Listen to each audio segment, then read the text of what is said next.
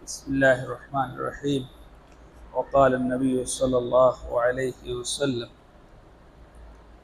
ما يصيب المسلم من نصب ولا وصب ولا حم ولا حزن ولا أذى ولا غم حتى الشوكة يشاكها إلا كفر الله بها من خطاياه.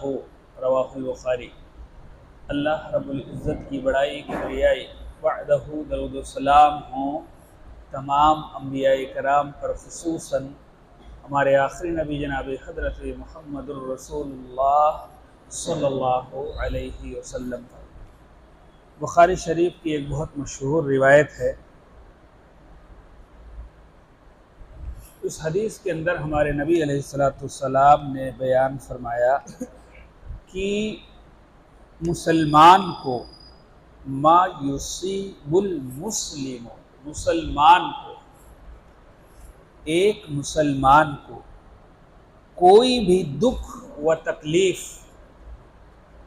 و رنج اور غم آئے، دکھ، تکلیف، مصیبت، پریشانی، رنج، غم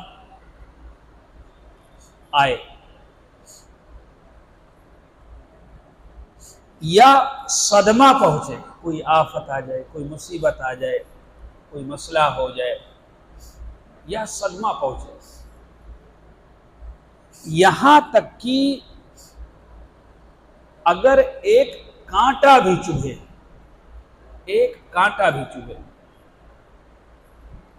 اور سنیں اس حدیث، یہاں تک کہ اللہ کے نبی نے بیان فرمایا حتی الشوکۃ یشاکھا، یہاں تک کہ اس کے پیر میں ایک کانٹا بھی چبھے، ایک کانٹا بھی لگ جائے،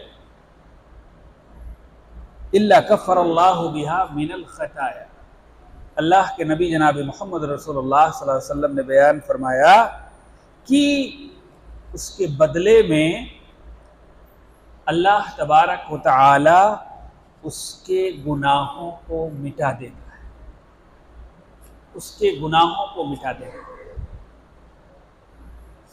ایک اور روایت ہے جس کے راوی حضرت عبداللہ ابن عباس رضی اللہ عنہ ہیں، بہت مشہور ہے، یہ بھی بخاری کی مشہور روایت ہے۔ وہ بیان فرماتے ہیں کہ نبی کریم جناب محمد رسول اللہ صلی اللہ علیہ وسلم کے پاس آپ کی بیماری کی حالت میں آیا۔ حضرت عبداللہ ابن عباس کہتے ہیں بیماری کی حالت میں گیا، بیمار پرسی کے لیے، آپ بیمار تھے، آپ کو شدید بخار تھا، شدید بخار، بخار بہت تیز۔ میں نے عرض کیا کہ بے شک آپ کو تو شدید بخار ہے، بہت زیادہ بخار ہے، اور میں نے کہا کہ اگر ایسی حالت ہے تو پھر آپ کے لیے اجر بھی دوہرا ہوگا، اتنی تیز بخار ہے تو اللہ کے نبی صلی اللہ علیہ وسلم آپ کے لیے اجر بھی دوہرا ہوگا، بڑا ہوگا۔ آپ صلی اللہ علیہ وسلم نے اس پر فرمایا کیوں نہیں بھائی، بالکل صحیح۔ آپ صلی اللہ علیہ وسلم نے کیا بیان فرمایا؟ بالکل صحیح، کیوں نہیں۔ اس کے بعد میں اللہ کے نبی نے بیان فرمایا جس مسلمان کو کوئی تکلیف پہنچتی ہے، اب یہاں غور سے دیکھیں، کوئی تکلیف پہنچتی ہے، جسمانی ہو، قلبی ہو، روحانی ہو، آسمانی ہو، کوئی تکلیف پہنچتی ہے، کسی مسلمان کو کوئی تکلیف پہنچتی ہے تو اللہ کے نبی نے اب مثال دے کر کے بیان فرمایا تو جیسے درخت کے پتے جھڑتے ہیں، درخت کے پتے، ایسے ہی اللہ تبارک و تعالی اس تکلیف کی وجہ سے، اس مصیبت کی وجہ سے، اس پریشانی کی وجہ سے، اس بیماری کی وجہ سے اللہ تبارک و تعالی اس کے گناہوں کو جھاڑ دیتا ہے۔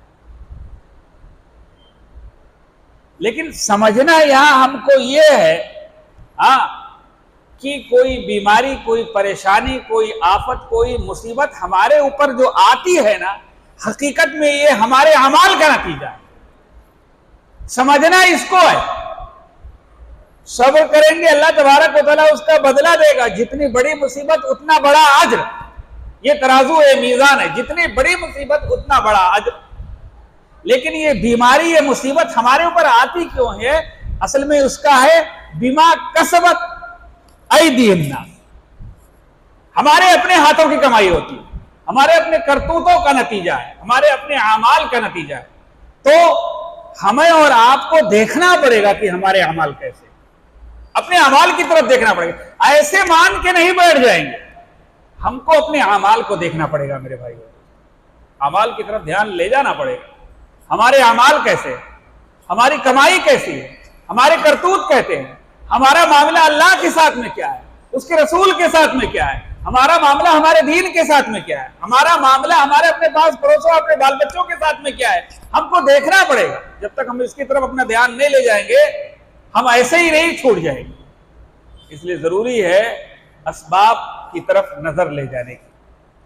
اس حدیث کے اس دونوں حدیثوں کے اندر ہمارے نبی علیہ الصلوۃ والسلام نے ایک مسلمان کو یہ خوشخبری دی ہے کہ اگر اس کے لیے اس کے اوپر کوئی مصیبت، کوئی پریشانی، کوئی دکھ یا کوئی ایسا کوئی مسئلہ ہوتا ہے تو اللہ تبارک و تعالی اس کے گناہوں کو اس کے جسم سے جھاڑ دیتا ہے، ختم کر دیتا ہے، اور اس کے گناہوں کو معاف بھی کر دیتا ہے۔ الہی سے دعا ہے کہ اللہ تبارک و تعالی ہم تمام مسلمانوں کو احادیث کے اندر جو کچھ بیان ہوا ہے ہم تمام مسلمانوں کو سننے کے ساتھ ساتھ پر اس پر عمل کرنے کی توفیق عطا فرمائے۔ آمین۔ وآخر دعوانا الحمدللہ رب العالمین۔ سبحانک اشہد ان لا الہ الا انت استغفرک و اتوب الیک۔